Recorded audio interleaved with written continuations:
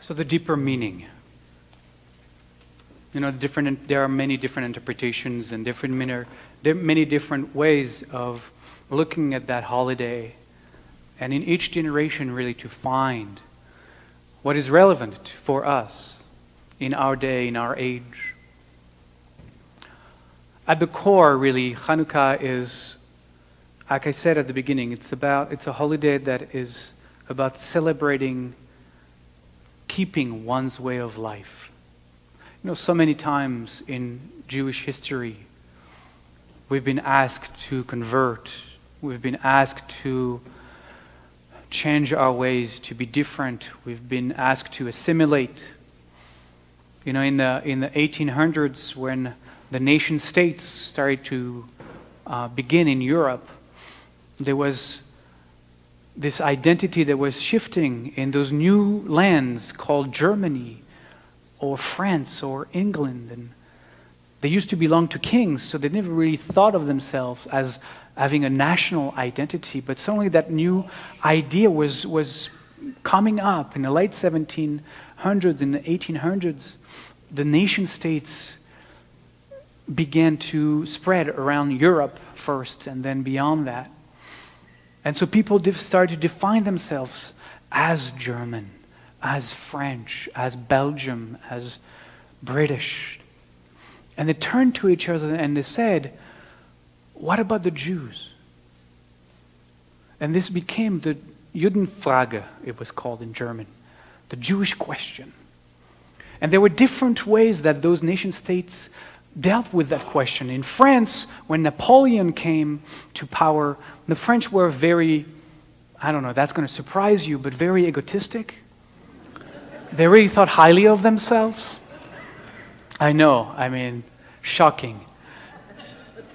And they thought, after the revolution and the installment of democracy, and then Napoleon came around and the French Empire came to be, they said, let's just give those Jews the French nationality. They thought like the Greek Empire thought. They thought, they're going to be wanting so much to be like us because we have great food, we have great wine, we have amazing culture and theater and philosophers. They're going to let go of their Judaism. You'll see. It wasn't overtly said, although if you read some of Voltaire, he's a rabid anti-Semite, which really, when I learned that, really was hurtful because he was one of my heroes growing up. Anyways, They thought the Jews were going to just assimilate. They were going to want to be French and let go of those weird things they're doing, this keeping the Shabbat, this eating kosher. It is just anachronistic. So that's what the French did. And when Napoleon conquered most of Europe, that's actually what he did. He gave all the Jews that came under the French Empire French nationality immediately. The German didn't do it this way. The German came to the Jews and said, we're not going to give you a German identity until you become like us. Show us that you can be moderns. Show us that you can let go of your crazy Shabbat. You couldn't be a German if you couldn't serve in the army. And if you're going to serve in the army defending the motherland, you have to be able to sit at the mess with everybody, all the soldiers, and eat your sauerkraut like everybody else. And your Schinken and all of those, good German foods. And if we're going to war on a Saturday, you're not going to stay in the tent while we fight because it's Shabbat. So you're going to have to, so they came to the Jews and said, you have to stop being Jewish, then you'll be German. So the holiday of Chanukkah is that holiday that through all of those moments in history, the Greek Empire over and over and over again. I'm not even talking about the Inquisition, but it happened, that story repeated itself almost every generation. And the holiday of Chanukkah is the holiday of freedom. Freedom of being ourselves, freedom of worship, freedom of our own identity. The few artifacts that we find, that were found after the Shoah, after the Holocaust, that that prisoners actually cared so much to. I was just looking at the gorgeous Chanukiot that we are blessed to have today, in all shapes and all colors. And it made me think of the Chanukiot that were put together in the camps from bits and pieces, things that people stole, because it was so important for them when the one or two people who remember, because they kept track of what the Jewish date was in their heads. They kept track. They knew when Shabbat was, even though there was no way for them to know. They knew when the high holidays were. They knew in their heads when Chanukkah came around. They kept track of their Jewish calendar. And you would find, you go to the Holocaust museums, you go to Auschwitz, and some of the artifacts, some of the most preserved artifacts are those Chanukkiot that people made. It is because it is that symbol of freedom. It is a symbol that despite being in the darkest of darkest places and darkest of darkest time, there is still light. There is still lighting the Chanukiah. In our days, the festival of oil, because it really is a festival of oil ultimately, is being used politically to bring up the issues with what oil is doing to our planet, and to bring up that concern about big oil, for example, and what it is doing to us, and to free ourselves from the shackles of big oil. It's still a fight that is relevant today, as it was when it was first talked about. On the other level, which I was reflecting upon this week, it's really also about seeing when in our lives we are the Maccabees, and when in our lives we also are the Greek Empire. By which I mean, when in our lives do we fight for our identity, our way of being? Do we revolt against the will of others, that others are imposing upon us to do things we might not necessarily want to do, or to be a way that we might not necessarily want to be? And when are the times that we do that to others? When are the times when we try to impose our will on other people, when we try to have them do things the way we want them to do things, when we try to impose our values, our politics upon others? So there is a dimension of that is also calling us to look inside and say, okay, I want to think of myself as a Maccabee, but really there also are times when I do that to others. And we also as a nation, I mentioned that earlier, we probably are the Greek Empire of these times. We are the ones going around the world spreading our culture and our way of life and our food and our drinks and our hotels with our names splashed on top, and everywhere in Saudi Arabia, in Japan, in China, in India, in everywhere. We are really the Greek Empire of this time. But yet we have to recognize exactly when we take turns, when in our own lives we are either this or that. We talk about politics. We're always looking for who are the Maccabees and who are the Greek Empire. Who is Antiochus? And oftentimes, we fall on the dichotomy. The Republicans are this way, and the Democrats are that way. And if we identify with one or the other, then we are the Maccabees.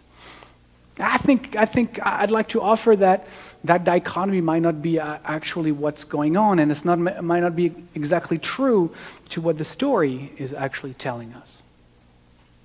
I want to offer the possibility that we, maybe all of us, are under the rule of a Greek Empire.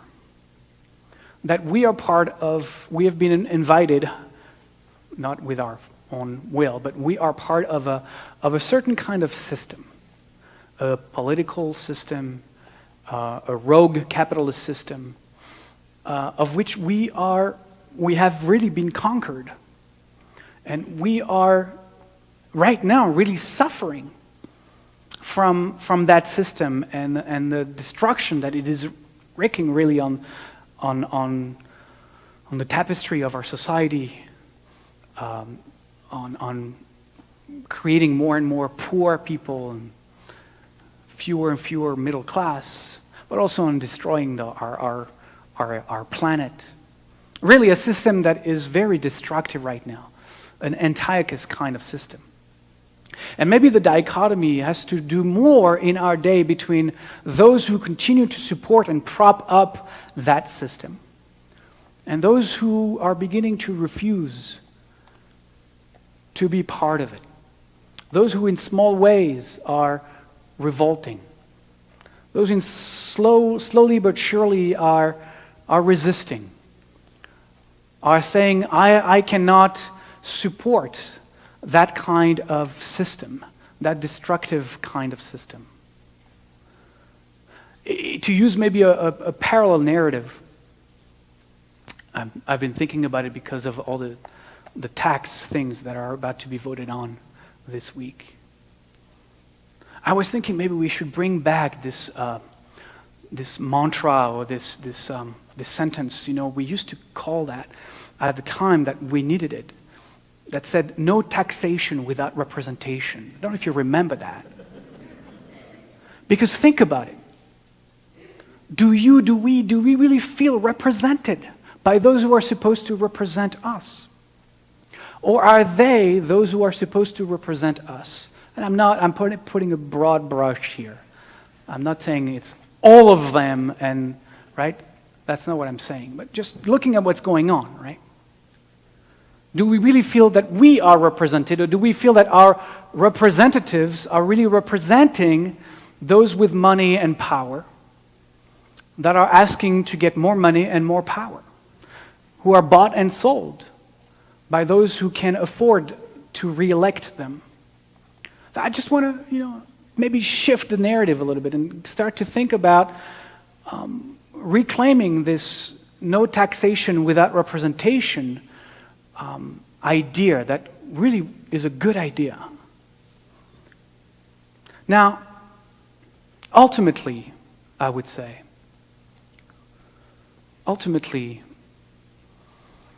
Chanukkah, at the deepest level, is really about the miracle. It is really about the miracle. It's not about the oil. It's not about the candles. It's not even about the story, which is, I think, the genius of the rabbis is. Because it is about the miracle. Because what we are losing is the ability, each and every one of us, is the ability to see the world around us and the people around us as true miracles. Is the ability to open our hearts, to open our eyes, and to see truth beyond the cacophony of thoughts and anger and even the politics, even as I mentioned it. And to really step into a different kind of place that helps us to appreciate every single moment as a true miracle. I said a while back at a different Shabbat, I mentioned the miracle of the fact that we, all of us, tonight, would be here in this space together. I mean, we don't really think about this often. But we go through our days, we show up at work, we show up picking up our kids, we show up in all kinds of places. But you showed up here tonight. You all showed up here tonight, and you're sitting in this space. Now think about the miracle of that. What has had to happen in your life over the how many decades or just few years that you've been on this planet? What has been your life story that you would find yourself sitting exactly where you're sitting right now? Now multiply that by the 120 people, maybe 130 people that are here tonight. What is the impossibility of all of us being together in this space tonight? It's just impossible. You know where I was born? I was born in a little, well, not little, in the second biggest town in France, in one little neighborhood. I was raised for the first 2 years of my life next to the soccer stadium. What are the odds that I would be a rabbi in Seattle in a place called Alef Meditative Synagogue? Astronomical. It's just impossible. So multiply this story with every one of your stories. Can you see the awe that we need to enter and meet this moment? Just look around. That you met each other, first of all. It's like mind-blowing. And that you drove here tonight. Incredible. I mean, you know, Abraham Joshua Heschel say that the first step in spirituality is embracing awe, is living from a place of awe. Because really, every moment of our lives, that first of all, we were born, every moment of our life is an absolute miracle. An absolute miracle. And this holiday is there to remind us to get out of our minds, to step into the heart space and recognize the miracle of every now.